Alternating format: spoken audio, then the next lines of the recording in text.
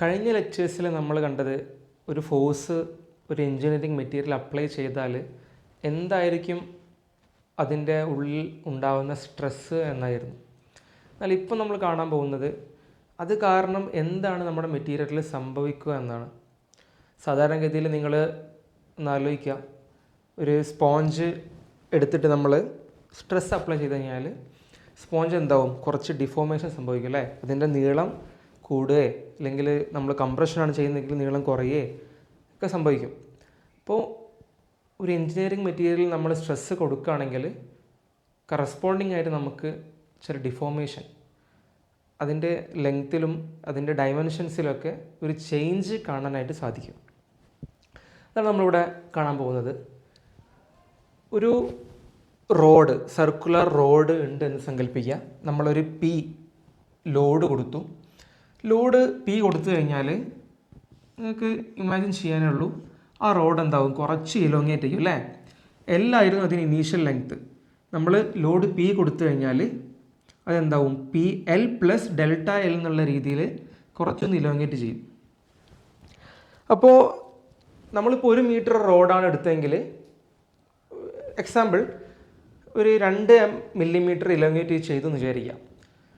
പക്ഷെ നമ്മൾ കുറച്ച് ഇപ്പോൾ ഉദാഹരണത്തിന് 2 മീറ്റർ റോഡ് എടുക്കുകയാണെങ്കിൽ എന്താണ്, ഒരു 4 മില്ലിമീറ്റർ ഇലോങ്ങേറ്റ് ആയെന്ന് വരാം. അതായത് നമ്മൾ നീളം കൂടിയ ഒരു മെറ്റീരിയൽ എടുത്തിട്ട് സെയിം ലോഡ് കൊടുക്കുകയാണെങ്കിൽ കുറച്ചുകൂടെ ഇലോങ്ങേഷൻ സംഭവിക്കും അല്ലേ. നിങ്ങളൊന്ന് ആലോചിച്ചാൽ മതി, ചെറിയ ഒരു മെറ്റീരിയൽ എടുത്തിട്ട് ഒരു പി ലോഡ് കൊടുത്താൽ ചെറിയ ഡിഫോർമേഷൻ ഉണ്ടാവുള്ളൂ. അതേ സ്ഥാനത്ത് സെയിം മെറ്റീരിയൽ തന്നെ കുറച്ചുകൂടി നീളം കൂടിയതെടുത്ത് നമ്മൾ ലോഡ് കൊടുക്കുകയാണെങ്കിൽ കുറച്ചുകൂടി അധികം ഡിഫോർമേഷൻ ഉണ്ടാവും. അതുകൊണ്ട് നമുക്ക് ഒരിക്കലും ഡെൽറ്റ ഈ ചേഞ്ച് ഇൻ ലെങ്ത് മാത്രം എടുത്തുകൊണ്ട് നമുക്ക് ആയില്ല. നമ്മൾ ഈ പ്രോപ്പർട്ടീസ്, ഈ എഞ്ചിനീയറിംഗ് മെറ്റീരിയൽ ഡിസൈൻ ചെയ്യുമ്പോൾ എപ്പോഴും ഈ റേഷ്യോ ആണ് നമുക്ക് important. Where delta is elongation and നമ്മൾ with respect to initial length എടുക്കണം.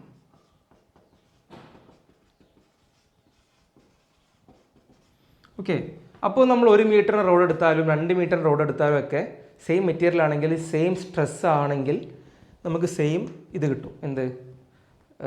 സ്ട്രെയിൻ എന്നാണ് ഇതിന് നമ്മൾ ഡിഫൈൻ ചെയ്യുന്നത്, ഈ റേഷ്യോന്. ഓക്കെ, സ്ട്രെയിൻ എന്നുള്ളത് നമ്മൾ എപ്സലോൺ വെച്ചാണ് ഡിനോട്ട് ചെയ്യുന്നത്. ഓക്കെ, ഇപ്പോൾ സ്ട്രെയിൻ എന്താ നമ്മൾ കണ്ടു, ഒന്നുമില്ല, എന്താണ് elongation with respect to initial length എന്നുള്ള ആ റേഷ്യോ, അതാണ് സ്ട്രെയിൻ എന്ന് പറയുന്നത്. ചെറിയൊരു എക്സാമ്പിൾ കാണാം. ഉദാഹരണത്തിന് ഒരു സ്റ്റീൽ സ്പെസിമെന് നമ്മൾ ഒരു ലോഡ് പി കൊടുത്തപ്പോൾ 2 മില്ലിമീറ്റർ ഇലോങ്ങേഷൻ സംഭവിച്ചു എന്ന് വിചാരിക്കാം. ആൻഡ് ഇനീഷ്യൽ ലെങ്ത്ത് 1 മീറ്റർ ആയിരുന്നു. അങ്ങനെയാണെങ്കിൽ what will be the strain എന്ന് പറയുന്നത് എന്തായിരിക്കും, ഇലോങ്ങേഷൻ എന്താണ് ഡെൽറ്റ എന്ന് ചോദിച്ചാൽ 2 mm ആണ് നമുക്ക് തന്നിരിക്കുന്നത്. 2 mm divided by length, initial length എന്താണ് 1 മീറ്റർ ആണ്. അതിന് ഞാൻ mm മാറ്റുന്നു. അപ്പോൾ എന്താ വരും, 1000 mm. സ്ട്രെയിൻ്റെ യൂണിറ്റ് ഒന്നുമില്ല, യൂണിറ്റ് ലെസ് ആണ്. It's a dimensionless number. Okay, dimensionless, കാരണം ലെങ്ത്ത് ഡിവൈഡ് ബൈ ലെങ്ത്ത് ആണ് വരുന്നത്. അപ്പോൾ നിങ്ങൾ ശ്രദ്ധിക്കണം, മേലെ എന്ത് യൂണിറ്റ് ആണോ ഉപയോഗിക്കുന്നത്, മില്ലിമീറ്റർ ആണെങ്കിൽ താഴത്തും മില്ലിമീറ്റർ തന്നെ ഉപയോഗിക്കാൻ ശ്രമിക്കുക. മേലെ മീറ്റർ ആണ് ഉപയോഗിക്കുന്നതെങ്കിൽ താഴത്തും മീറ്റർ തന്നെ ഉപയോഗിക്കാനായിട്ട് ശ്രമിക്കുക. ഓക്കെ, അപ്പോൾ 2/1000 വിച്ച് ഈസ് ഈക്വൽ ടു 2 × 10⁻³ എന്നാണ് യൂണിറ്റ്സ് ഇല്ല. അപ്പോൾ സ്ട്രെയിൻ എന്ന് പറയുന്നത് നമുക്ക് 2 × 10⁻³ കിട്ടും. അപ്പോൾ ഇതാണ് സ്ട്രെയിന്. ഇനി നമ്മുടെ എൻജിനീയറിംഗ് മെറ്റീരിയൽസ് നമ്മൾ 2 ആയിട്ട് ബ്രോഡ്ലി ക്ലാസിഫൈ ചെയ്യാനായിട്ട് പറ്റും. ഒന്ന് ഡക്റ്റൈൽ മെറ്റീരിയൽസ് ആണ്.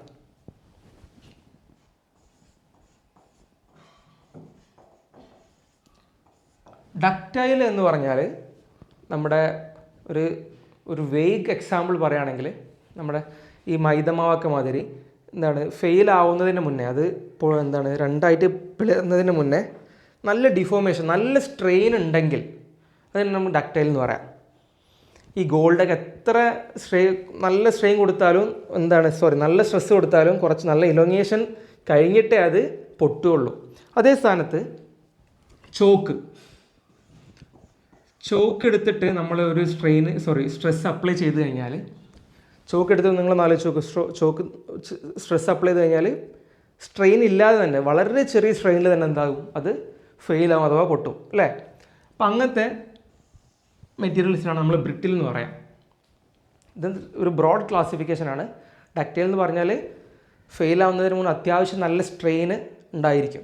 അതേ സ്ഥാനത്ത് ബ്രിട്ടിൽ എന്ന് പറഞ്ഞാൽ സ്ട്രെയിന് ഇലോങ്ങേഷൻ ഇല്ലാതെ തന്നെ പെട്ടെന്ന് ഫെയിലാവുന്ന ഐറ്റംസിനാണ് നമ്മൾ ബ്രിട്ടിൽ എന്ന് പറയുന്നത്.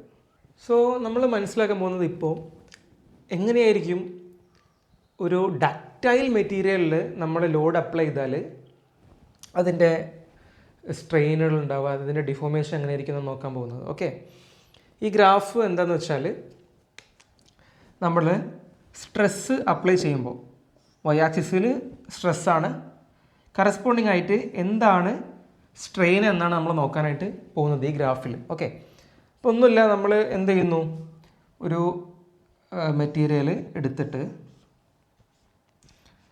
നമ്മളൊരു സ്ട്രെസ് അപ്ലൈ ചെയ്യാണ്. അപ്പോൾ ഈ ഡക്റ്റൈൽ മെറ്റീരിയലാണ്, പ്രത്യേകം നോട്ട് ചെയ്യുക, ഡക്റ്റൈൽ മെറ്റീരിയലായിട്ടുള്ള ഇതിന് നമ്മൾ ടെൻസൈൽ സ്ട്രെസ് കൊടുക്കുന്ന സമയത്ത് എന്തായിരിക്കും അതിൻ്റെ ബിഹേവിയർ എന്നാണ് ഈ ഗ്രാഫിൽ നമ്മൾ നോക്കുന്നത്. അപ്പോൾ നിങ്ങൾ നോക്കുക, ഫസ്റ്റ് നമ്മൾ ഈ സ്ട്രെസ് അപ്ലൈ ചെയ്യുമ്പോൾ ഇനീഷ്യലി സ്ട്രെസ്സിന് പ്രൊപ്പോർഷണലായിട്ട് ഒരു സ്ട്രെയിൻ ഉണ്ടാവും. നമ്മൾ സ്പ്രിങ് മാതിരി എത്ര ഫോഴ്സ് അപ്ലൈ ചെയ്യുന്നോ അത്ര തന്നെ അതിന് പ്രൊപ്പോർഷണലായിട്ടൊരു സ്ട്രെയിന്. ഓക്കെ, അത് എവിടെ വരെ ഈ പ്രൊപ്പോർഷണൽ ലോ അനുസരിക്കുന്നുണ്ട്, ഇവിടെ വരെ, ഈ പോയിന്റ് വരെ പ്രൊപ്പോർഷണലാണ്. Stress is proportional to strain. Okay, ഈ പോയിന്റ് വരെ പ്രൊപ്പോർഷണലാണ്. അപ്പോൾ ഈ പോയിന്റിന് നമ്മൾ പറയുന്ന പേരാണ് പ്രൊപ്പോർഷണൽ ലിമിറ്റ്.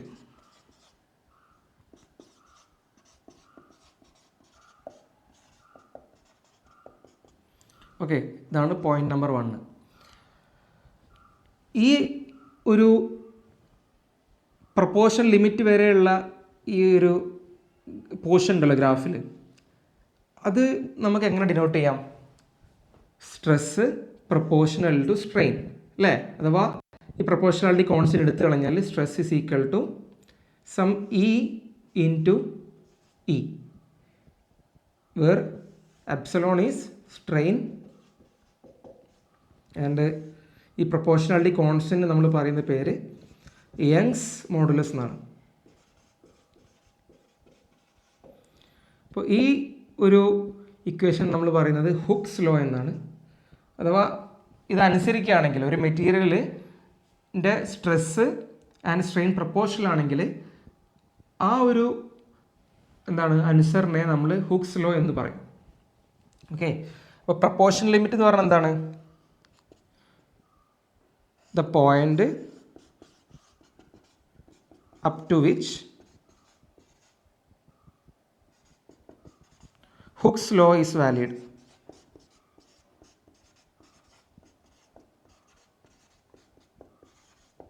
ഓക്കെ, ഇനി ഈ ഒരു റീജിയൻ, ഈ പ്രൊപ്പോർഷൻ ലിമിറ്റ് കഴിഞ്ഞിട്ട് കുറച്ചുകൂടി പോട്ടെ, ഈ പോയിന്റ് എത്തുമ്പോൾ ഒരു പ്രത്യേകത എന്താണെന്ന് അറിയോ? ഇവിടെ വരെ ലോഡ് അപ്ലൈ ചെയ്തിട്ട് നമ്മൾ അൺലോഡ് ചെയ്യുകയാണെങ്കിൽ നമ്മളെ മെറ്റീരിയൽ പഴയ പോലെ തന്നെ തിരിച്ചു വരും, അഥവാ പെർമനൻ്റ് ആയിട്ട് ഡിഫോർമേഷൻ ഉണ്ടാവാറില്ല. ശ്രദ്ധിച്ച് കേൾക്കുക ഒന്നുകൂടി. നമ്മുടെ മെറ്റീരിയലിനെ നമ്മൾ ലോഡ് അപ്ലൈ ചെയ്തിട്ട് ഇവിടെ വരെ എത്തിച്ചല്ലോ, എന്നിട്ട് നമ്മൾ അൺലോഡ് ചെയ്തു എന്ന് വിചാരിക്കുക. അൺലോഡ് ചെയ്താലും നമ്മുടെ മെറ്റീരിയൽ പഴയ അവസ്ഥയിലേക്ക് തിരിച്ചു വരും without any permanent damage permanent deformation. അങ്ങനെയാണെങ്കിൽ എവിടെ വരെ അത് സാധ്യമാണ്?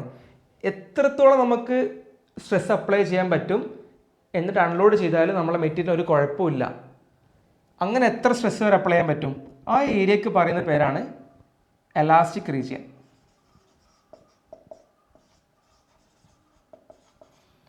എലാസ്റ്റിക് റീജിയനിൽ വരെ നമ്മൾ എലാസ്റ്റിക് റീജിയനിലാണ് നമ്മളുള്ളതെങ്കിൽ നമ്മൾ അൺലോഡ് ചെയ്താൽ തിരിച്ച് മെറ്റീരിയൽ പഴയ സ്റ്റേറ്റിലേക്ക് എത്തും.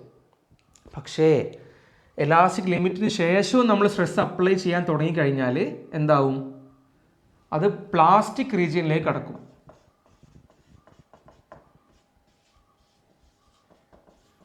ഓൾറൈറ്റ്, പ്ലാസ്റ്റിക് റീജിയനിൽ കടന്നു കഴിഞ്ഞാൽ പിന്നെ നമ്മൾ അൺലോഡ് ചെയ്താലും നമ്മുടെ മെറ്റീരിയൽ പെർമനൻ്റ് ആയിട്ടൊരു ഡിഫോർമേഷൻ ഉണ്ടാവും. അത് നിങ്ങൾ ഒരു മെറ്റീരിയൽ സങ്കല്പിക്കുക, നിങ്ങൾ ചെറുതായിട്ട് ഫോഴ്സ് അപ്ലൈ ചെയ്താൽ എന്താണ്, അത് സ്വാഭാവികമായിട്ടും ഈ റീജിയനിലായിരിക്കും, എലാസ്റ്റിക് റീജിയനിലായിരിക്കും. പക്ഷെ നല്ല ഫോഴ്സ് അപ്ലൈ ചെയ്ത് നല്ല സ്ട്രെസ്സ് അപ്ലൈ ചെയ്ത് കുറേ അങ്ങോട്ട് കടന്നു കഴിഞ്ഞാൽ പെർമനൻ്റ് ആയിട്ട് എന്താവും, ചിലപ്പോൾ ഡിഫോർമേഷൻ സംഭവിച്ചെന്ന് വരും. പിന്നെ നമ്മൾ അൺലോഡ് ചെയ്താലും തിരിച്ച് നമ്മുടെ മെറ്റീരിയൽ എങ്ങനെയായിരുന്നു ഇനീഷ്യലുള്ളത് ആ ഒരു അവസ്ഥയിലേക്ക് എത്തിയെന്ന് വരില്ല. അപ്പോൾ നമ്മൾ എന്താ പറയാം, നമ്മൾ പ്ലാസ്റ്റിക് റീജിയനിൽ എത്തി, അഥവാ പെർമനൻ്റ് ആയിട്ടൊരു ഡിഫോർമേഷൻ സംഭവിച്ചിരിക്കുന്നു. ഓക്കെ, അതാണ് നമ്മൾ എലാസ്റ്റിക് വേഴ്സസ് പ്ലാസ്റ്റിക് ഡിഫോർമേഷനിൽ പറയുന്നത്. എലാസ്റ്റിക് എന്ന് പറയുമ്പോൾ നോ പെർമനന്റ് ഡിഫോർമേഷൻ.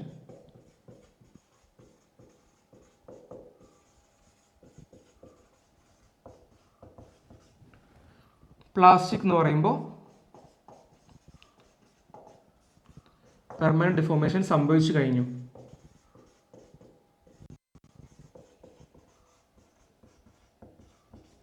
ഓൾറൈറ്റ്, ഇനി പോയിന്റ് 1, അതായത് പ്രപ്പോർഷണൽ ലിമിറ്റ് വരെ നമുക്ക് ഹുക്സ് ലോ വാലിഡ് ആണ്, അഥവാ stress is proportional to strain. ഇനിയും നമ്മൾ സ്ട്രെസ് കുറച്ചുകൂടി കൂട്ടിക്കൊടുത്താലോ, നമ്മൾ എലാസ്റ്റിക് റീജിയനിൽ തന്നെ ആയിരിക്കും, പക്ഷേ എന്താണ്, ഈ ലോ വാലിഡ് ആവണമെന്നില്ല, പ്രപ്പോർഷണൽ ആവണമെന്നില്ല, പക്ഷേ എലാസ്റ്റിക് റീജിയനിൽ തന്നെയാണ്. അപ്പോൾ ഈ ബോർഡർ, എലാസ്റ്റിക് റീജിയൻ്റെ ബോർഡറിൽ നമ്മൾ പറയുന്ന പേരാണ് എന്ത്, ഞാൻ പോയിന്റ് 2 ഇട്ട് ഡെനോട്ട് ചെയ്യുന്നു, elastic limit.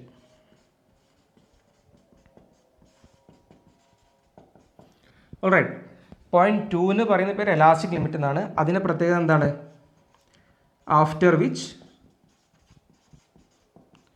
Plastic deformation happens.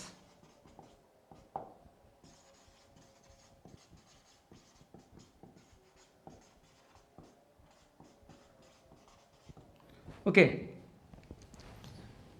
അപ്പോൾ ഈ പോയിന്റ് തന്നെയാണ് ആക്ച്വലി എന്ത്, യീൽഡ് പോയിന്റ് എന്ന് നമ്മൾ പറയാം. അതായത് സിഗ്മ വൈ വെച്ച് ഡിനോട്ട് ചെയ്യും നമ്മൾ. സിഗ്മ വൈ എന്ന് പറഞ്ഞാൽ യീൽഡ് സ്ട്രെസ്. യീൽഡ് എന്ന് പറഞ്ഞാൽ പ്ലാസ്റ്റിക് ഡിഫോർമേഷൻ സംഭവിച്ചു എന്നാണ് അർത്ഥം. Okay, yield means plastic deformation സംഭവിച്ചു എന്നാണ് അതിൻ്റെ അർത്ഥം. ഓക്കെ, അപ്പോൾ യീൽഡ് സ്ട്രെസ്, ഏത് സ്ട്രെസ്സിലാണോ നമ്മൾ സ്ട്രെസ് കൂട്ടിക്കൊണ്ടിരിക്കുകയാണല്ലോ ഇവിടെ, ഏത് സ്ട്രെസ്സിലാണോ പ്ലാസ്റ്റിക് ഡിഫോർമേഷൻ തുടങ്ങുക അതിന് പറയുന്ന പേരാണ് യീൽഡ് സ്ട്രെസ്. നമ്മൾ ഡിനോട്ട് ചെയ്യുന്നത് സിഗ്മ വൈ ഉപയോഗിച്ചാണ്. ഇത് ശ്രദ്ധിക്കുക, is A property of the material.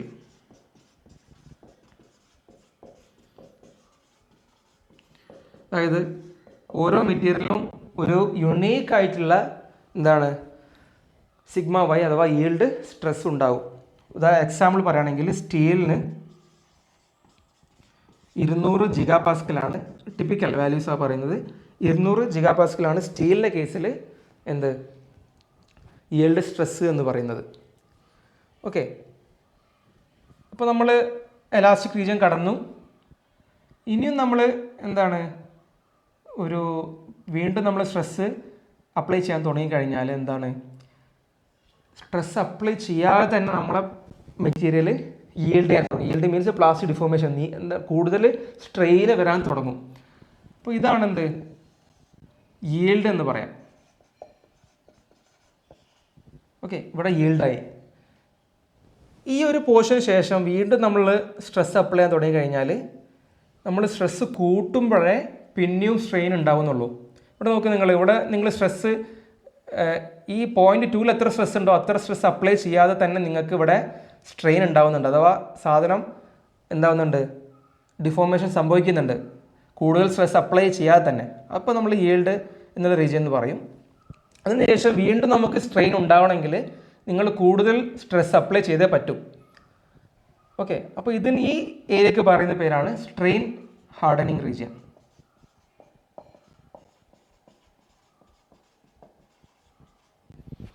Okay, ഇനി വളരെ ഇമ്പോർട്ടൻ്റ് ആയിട്ടുള്ള കോൺസെപ്റ്റാണ് ഞാൻ പറയാൻ പോകുന്നത്. നിങ്ങൾ സങ്കല്പിക്കുക, നിങ്ങളെന്തായി, നമ്മളെ മെറ്റീരിയൽ ലോഡ് ചെയ്തിട്ട് 0.2 കഴിഞ്ഞു ഇവിടെ എത്തി.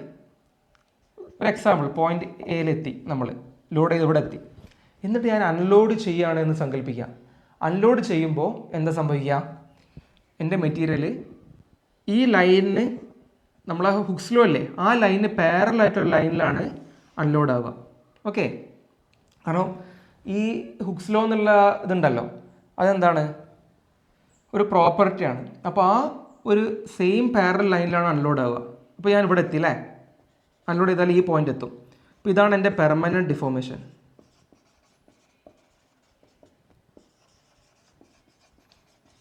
അതായത് ഞാൻ ഇവിടെ വരെ എത്തിയിട്ട് അൺലോഡ് ചെയ്താൽ എത്രയും സ്ട്രെയിൻ എൻ്റെ മെറ്റീരിയലിൽ പെർമനൻ്റ് ആയിട്ട് കാണും, എത്രയും സ്ട്രെയിന് എൻ്റെ മെറ്റീരിയലിൽ പെർമനൻ്റ് ആയിട്ട് കാണും. പിന്നെ ഞാൻ വീണ്ടും ലോഡ് ചെയ്യാൻ തുടങ്ങുമ്പോൾ ഞാൻ ഈ പോയിന്റിൽ നിന്നാണ് സ്റ്റാർട്ട് ആവുക. ഓക്കെ, ഈ പോയിന്റ് സ്റ്റാർട്ട് ചെയ്തിട്ട് ഞാൻ ലോഡ് ചെയ്യാൻ തുടങ്ങി. ഓക്കെ, ലോഡ് ചെയ്യാൻ തുടങ്ങി. പിന്നെ നോക്ക്, ഈ പോയിന്റ് എത്തുമ്പോഴേ പിന്നെ ഈൽഡ് ആവാൻ തുടങ്ങുള്ളൂ. വേറൊരു പോയിന്റ് നോക്കുക, പോയിന്റ് ബി, ഇവിടെ വരെ എത്തി, ഞാൻ അൺലോഡ് ചെയ്തു, ഇങ്ങനെ പോകും അല്ലേ. എത്രയാണപ്പോൾ എൻ്റെ പെർമനൻറ്റ് ഡിഫോർമേഷൻ? ഇവിടെ ഞാൻ വീണ്ടും ലോഡ് ചെയ്യാൻ തുടങ്ങി. അപ്പോൾ നോക്ക്, എത്ര സ്ട്രെസ് എത്തിക്കഴിഞ്ഞാലേ വീണ്ടും എന്താവുള്ളൂ, ഡിഫോർമേഷൻ തുടങ്ങുള്ളൂ, പെർമനൻ്റ് ആയിട്ട് ഡിഫോർമേഷൻ തുടങ്ങുള്ളൂ. ഇവിടെ വരെ എലാസ്റ്റിക് ആയിരിക്കും അപ്പോൾ അല്ലേ. എന്നിട്ട് ഞാൻ എത്ര സ്ട്രെസ് അപ്ലൈ ചെയ്താലേ വീണ്ടും പെർമനൻ്റ് ആയിട്ട് ഡിഫോർമേഷൻ എനിക്ക് സാധ്യമാവുള്ളൂ.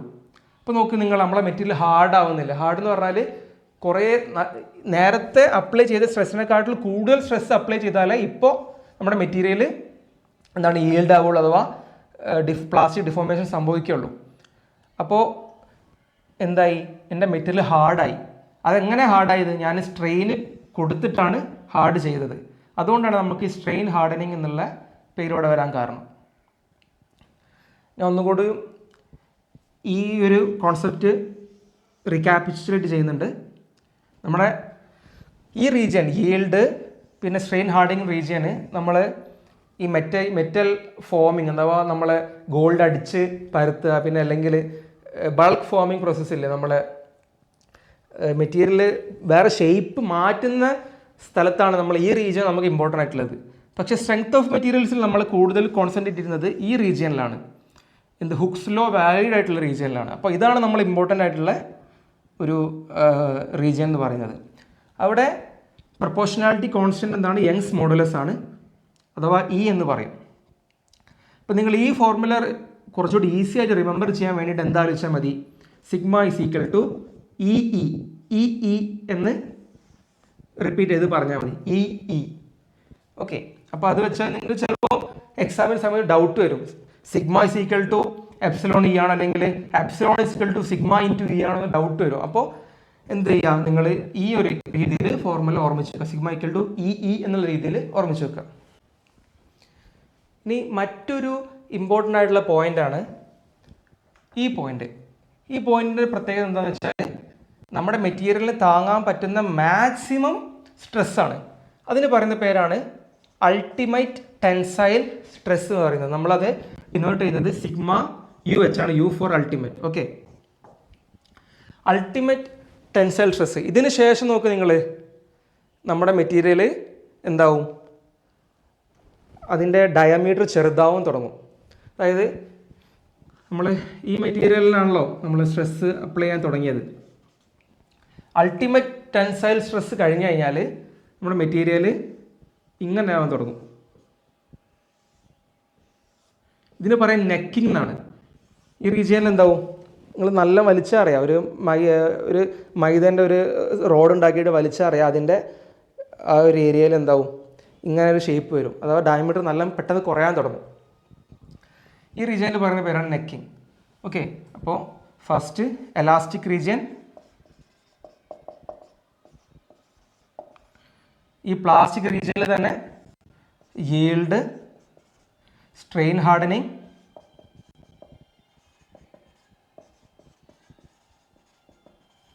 അതിനുശേഷം നെക്കിങ്. നെക്കിങ്ങിന് ശേഷം ഇവിടെ ഫ്രാക്ചറാണ്, അഥവാ നമ്മുടെ മെറ്റീരിയൽ രണ്ട് കഷ്ണമായിട്ട് മുറിയും. ആ പോയിന്റ് പറയുന്ന പേരാണ് ഫ്രാക്ചർ പോയിന്റ്. ഓക്കെ, അപ്പോൾ നമ്മൾ മെയിൻ രണ്ട് പ്രോപ്പർട്ടീസ്, ഒന്ന് സിഗ്മ വൈ അഥവാ yield stress, which means yield സ്ട്രെസ്സിന് ശേഷം നമ്മുടെ മെറ്റീരിയൽ എന്താവും, അതിന് മേലെ സ്ട്രെസ് അപ്ലൈ ചെയ്താൽ നമ്മുടെ മെറ്റീരിയൽ പെർമനൻറ്റ് ഡിഫോർമേഷൻ സംഭവിക്കും. പിന്നുള്ളത് സിഗ്മ യു ആണ്, അതിനുശേഷം നമ്മുടെ മെറ്റീരിയൽ ഫെയിൽ ആവും, നെക്കിംഗ് ആയിട്ട് ഫെയിൽ ആവും. ഓക്കെ.